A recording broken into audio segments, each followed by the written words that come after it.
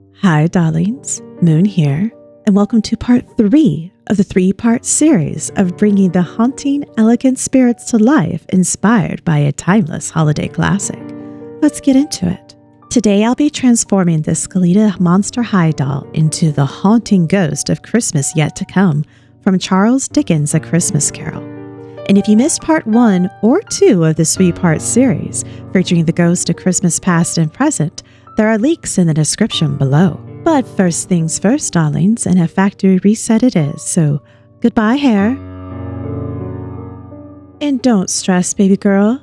Into the doll soup you go. 'Cause it's off with your head and out with your brains. Hair. And away with her face. Now she's all clean and ready for a haunting makeover. I'll be rerouting this doll head with nylon doll hair and Nightmare from Shimmerlocks. I repaint her head to match the hair color and realize I probably should have left the black factory paint on her head to save me a step, but whatever. Then I begin rerouting her.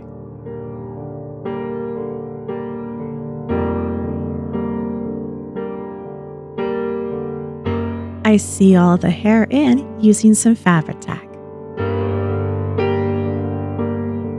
Once all her hair was in, I steamed it flat as I wanted her to have long, stick-straight black hair. The time has come to give our final ghost a new face. After a layer of Mr. Super Clear, I start to draw out the face with a red watercolor pencil.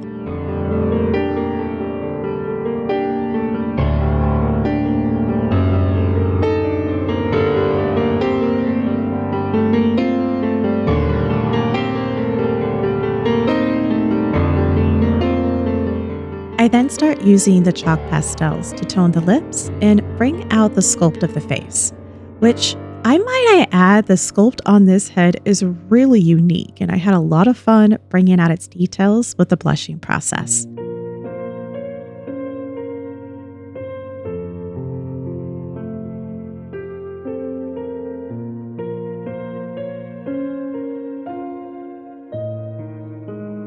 Once I had the base down, I could go back in and start darkening and intensifying the colors.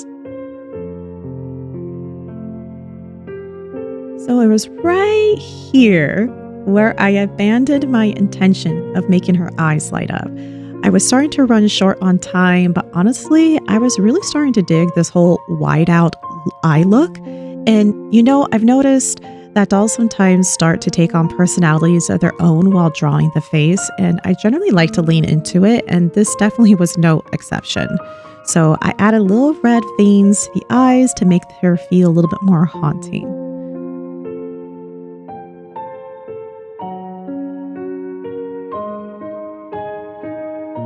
I continued to intensify her eyeshadow and lip color by layering more chalk pastels.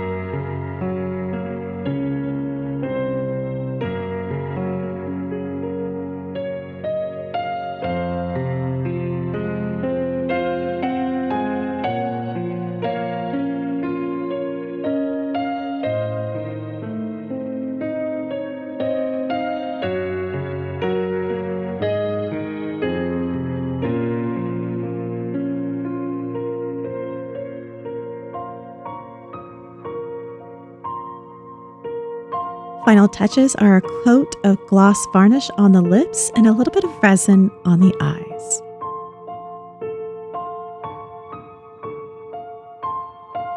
And face is done, on to body blushing. When I used the 𝐋𝐢𝐯 doll for parts of the Jacqueline doll, I made note that I really wanted to do a doll project that used the whole skeleton body. So I was really excited to use her for this project because of the body sculpt. It's just so cool. It was fun but tedious to get all that chalk pastel in all the nooks and crannies of this doll. And while blushing the body, I was often packing the chalk pastels into all these nooks and crannies and then using my eraser to kind of pull off the chalk off the high points, kind of like a wash, but with chalk pastels instead. And I think this really brought out all the different bones that are in this body, and there are so many. In A Christmas Carol, the ghost of Christmas of yet to come is a mysterious presence that conceals itself in deep black garments and is the personification of death, or better known as the Grim Reaper. For my interpretation, she'll be dressed in all black, but playing with the fabric opacity to not only show off the skeleton body, but to make it look like she's surrounded by black, low-hanging mist. Spooky. For the bodice pattern, I modified a pattern I had purchased, and I used the same modified skirt pattern from the 𝐋𝐢𝐯𝐶 pattern that I used on Christmas Present. I used a black organza as the main dress fabric because it reminded me of black smoke. And I used this spiderweb netting for the veil and additional details on the dress.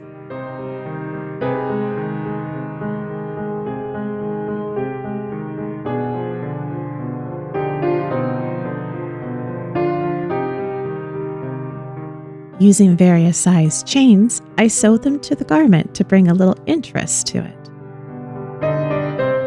The final piece to make for this doll was her crown of bone fingers. I started the process much like how I made the past crown, with the wire headband as a base. Next, I wrapped little pieces of wire in polymer clay and shaped them to look like bone fingers.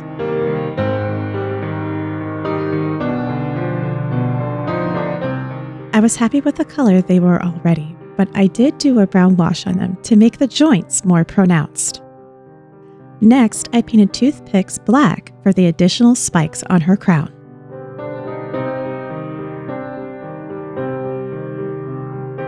And just like before, I'm using some old doll packaging to make my base to attach my spikes and bones to.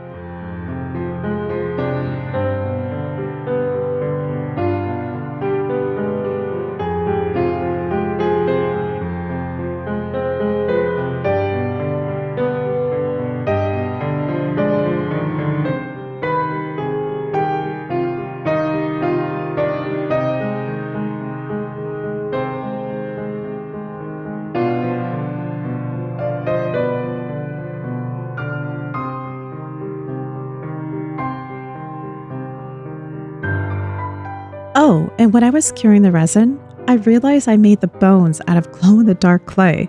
Kind of a happy accident, if you ask me. And with that, our ghost of Christmas of yet to come is ready to haunt the night. The ghost of Christmas of yet to come, shrouded in darkness, a silent figure draped in future shadow. It speaks no words, but its presence is enough to send a chill down your spine. The future is uncertain, yet inevitable, an ominous reminder that we must all face the consequences of our own actions. Will you find redemption, or is it already too late?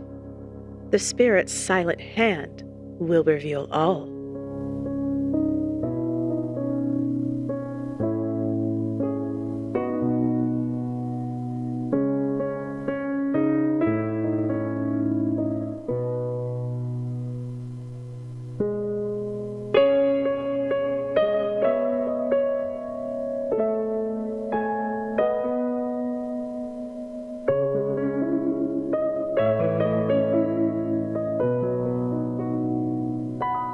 Thank you so much for watching, darlings.